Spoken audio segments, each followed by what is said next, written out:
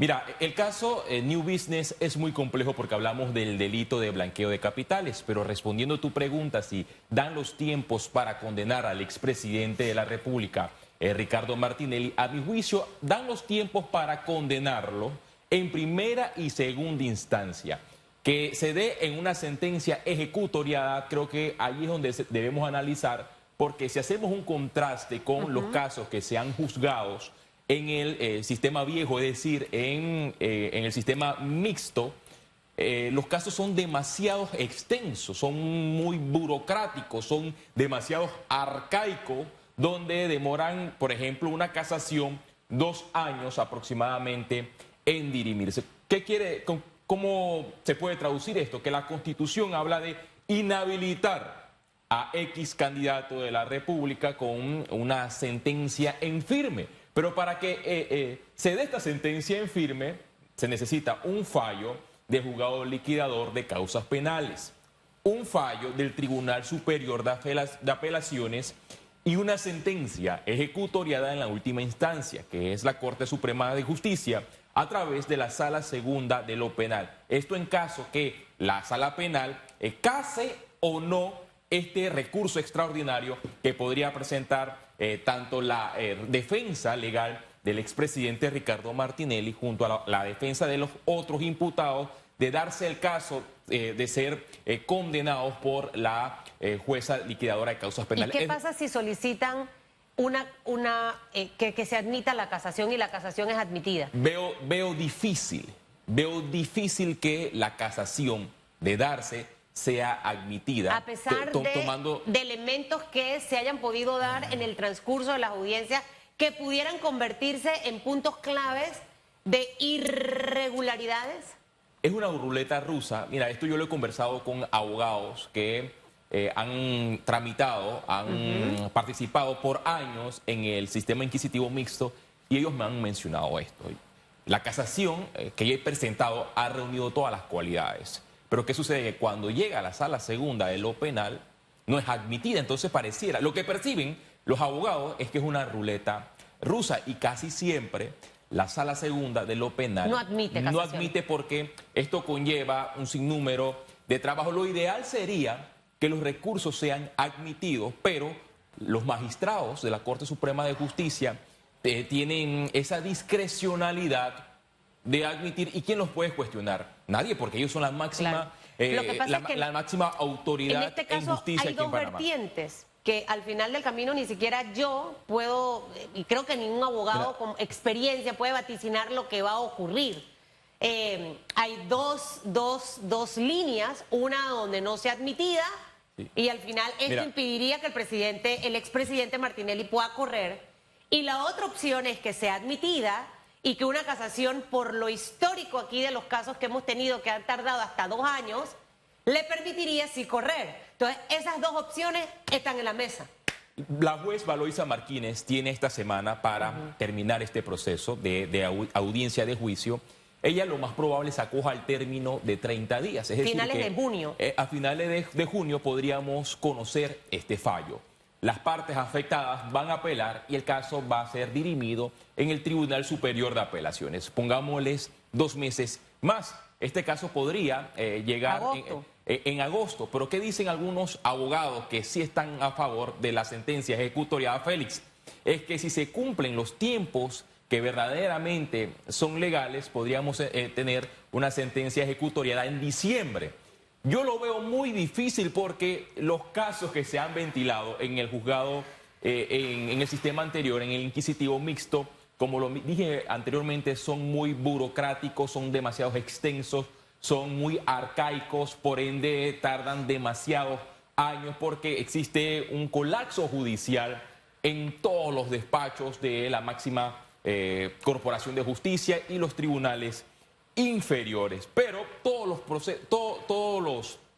los resultados podrían darse. La candidatura del expresidente Ricardo Martinelli hasta el momento está en entredicho. ¿Y por qué digo en entredicho? Porque de resultar de él ser declarado condenado al delito de blanqueo de capitales, tiene penas de hasta 12 años de prisión. Y entonces existen demasiados elementos de convicción en este caso de blanqueo de capitales porque ya el Estado panameño ha recuperado el 40% de las acciones de esta corporación editorial. Hablamos de la editorial EPASA. Eso nos da a entender de que en efecto hubo en su momento personas señaladas que aceptaron llegar a un acuerdo con el Ministerio Público, aceptaron su culpabilidad y le dicen al Ministerio Público: yo acepto la responsabilidad y aquí tienes estas acciones que hasta el momento superan los 9 millones de dólares y que representa el 40% de las acciones en un caso de alto perfil donde se movieron y se triangularon más de 43 millones de dólares que fueron depositados en la cuenta New Business. Me llama la atención que en este caso de alto perfil hay dos testigos protegidos. Estos testigos, no voy a revelar su nombre, pero yo sé quiénes son empresarios, escuchen bien, eran amigos del expresidente de la República, Ricardo Martinelli, socios comerciales, es más, participaban en juntas directivas de distintos medios de comunicación y ellos, siendo amigos del expresidente de la República, como decimos coloquialmente, lo echaron al agua, aceptaron un acuerdo con el Ministerio Público y han develado. Pero sería interesante que ellos acudan al estrado. El proceso señala de que de no acudir podrían ser sancionados con una multa irrisoria de 100 balboas, pero el proceso, para ser más transparente, sería interesante que ambos acudan y que se sometan al interrogatorio de la defensa de los imputados en este proceso. Susan, porque si usted la están acusando por X delito y en ese caso de X delito hay un testigo protegido, lo ideal sería que su defensa cuestione a ese testigo protegido. Entonces, el Ministerio Público, si en caso tal no presenta a los dos testigos protegidos, esto no quiere decir que el caso se cayó. He escuchado personas decir, no, que el caso se va a caer porque no van a presentar a los dos testigos protegidos. Por favor, esto no ha ocurrido en Panamá. Existe la sana crítica de la juez y la juez se puede acoger a la lectura de lo que está en este escrito donde ellos han develado la trama de la trazabilidad de estos dineros que supuestamente fueron adelantos que se dieron en la administración del expresidente Ricardo Martinelli, que posteriormente un porcentaje pararon a esta cuenta canasta que finalmente compró un medio de comunicación. Otro punto que debemos analizar, y esto va a ser materia de análisis en el fallo de la juez Valoisa Martínez, es del delito precedente. Nuestro Código Penal habla de 36 delitos precedentes y me remito a la página del la UAF de la Unidad de Análisis Financiero, que la tiene colgada, para que las personas siempre se nutran y sepan qué delitos precedentes deben haber para el blanqueo de capitales. Voy a leer algunos de ellos: soborno internacional, delitos contra el derecho de autor, tráfico ilícito de migrantes, trato de personas, delitos relacionados con el narcotráfico, robo, secuestro, extorsión, delitos financieros. O sea, son 36 delitos precedentes. He escuchado abogados, defensores decir, no existe el delito precedente en este esquema de blanqueo de capitales, por ende el caso se va a caer. Esto es totalmente falso. ¿Y por qué lo digo falso? Porque debemos remitirnos a la jurisprudencia de la Corte Suprema de Justicia. La jurisprudencia es una fuente del derecho y es la sentencia que ha emitido la máxima corporación de justicia de la República de Panamá durante los últimos años. ¿Qué dice la Corte Suprema de Justicia? Que el delito de blanqueo de capitales es muy complejo y que a través de los años ha cambiado el tema del delito precedente. Y la Corte Suprema de Justicia ha llegado a la conclusión en su jurisprudencia, no lo dice Félix Antonio Chávez, lo dice la Corte Suprema de Justicia, que el blanqueo de capitales es un delito autónomo. Y me refiero en un fallo de la Corte Suprema de Justicia que se dictó jurisprudencia con fecha 16 de octubre del año 2014, el entonces ex magistrado Harry Díaz expresó, escuchen bien, de acuerdo al tipo penal, base del delito de blanqueo de capitales, cualquier persona puede ser autora de un delito de esta naturaleza por tratarse de un delito sujeto activo y diferenciado. Y hay tres elementos que se deben considerar. Uno, dice la Corte, la intención de llevarlo a cabo o representación de la realización. Dos, conocimiento de origen delictivo o activo, objeto de blanqueo de capitales. Y tres, realización de las conductas previstas en el artículo 254 del Código Penal. La jurisprudencia de la Corte Suprema de Justicia no habla nada del delito precedente. Nuevamente, otra jurisprudencia de la Corte señala que el delito de blanqueo de capitales es autónomo. El delito de blanqueo de capitales es autónomo, dice la Corte. Es decir, no necesita una condena en firme por un delito precedente. La jurisprudencia de la Corte ha sido constante. Por ejemplo, en el fallo de la Sala Segunda de lo Penal de Panamá, el 24 de enero del año 2005, el entonces magistrado Aníbal Salas dijo lo siguiente, abro comillas, el delito del blanqueo de capitales es un tipo autónomo. Nuevamente se refiere a la jurisprudencia de la Corte Suprema de Justicia. Y si nos vamos a los últimos años, en el año 2012, el entonces magistrado Luis Mario Carrasco afirmó, en cuanto a la acreditación plena del delito previo, es decir, el delito precedente, la jurisprudencia de esta sala ha inclinado por considerar que ello no es necesario. Nuevamente la Corte Suprema de Justicia dice que la jurisprudencia de la máxima corporación de justicia, en base a los fallos emitidos por la Sala Segunda de lo Penal, señala que el delito precedente no es necesario en el caso de blanqueo de capitales. Por ende, es autónomo.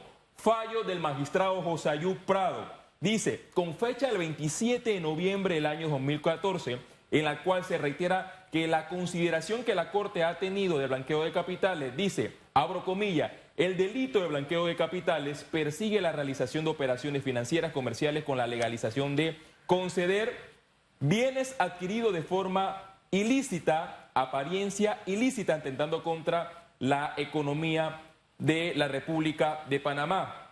Es señalado que se trata de una conducta autónoma que no requiere que medie una sentencia condenatoria, dice el último fallo del magistrado José Ayub Prado. ¿A qué vengo con esto?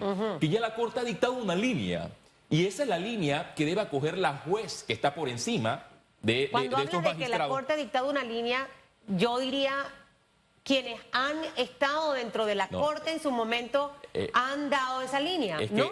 Porque mencionaste a varias figuras. Lo que pasa es que cuando se dicta jurisprudencia es de manera corporativa, es decir, la misma administración de justicia. Los antecedentes que ha tenido la Corte en cuanto a este tema ya están marcados en la historia de la Corte Suprema de Justicia. En la historia de por vida, ya eso es fuente de derecho.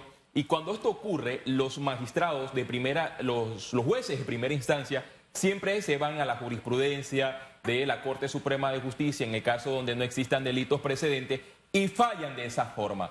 Y cuando no ocurre esto, que acogen la jurisprudencia, la Fiscalía de recibir un fallo en contra a favor de los imputados, apela a la decisión va al Tribunal Superior de Apelaciones, y cuando la decisión va a la última instancia, casación, los magistrados que conforman la Sala Segunda de Penal siempre se van a acoger a la jurisprudencia de la Corte Suprema de Justicia. Ya la Corte lo ha dictado. Entonces, decir que el caso New Business se va a caer por el tema del delito precedente, a mi juicio, es totalmente falso, porque yo me acojo como estudioso del derecho a la jurisprudencia de la máxima corporación de justicia, que es la que ha dictado sentencia en base a esta línea, Susan Elizabeth. Bueno, Castillo. este es un caso muy complejo, como decía el licenciado Boris Barrios, él mismo tirándose, disparándose.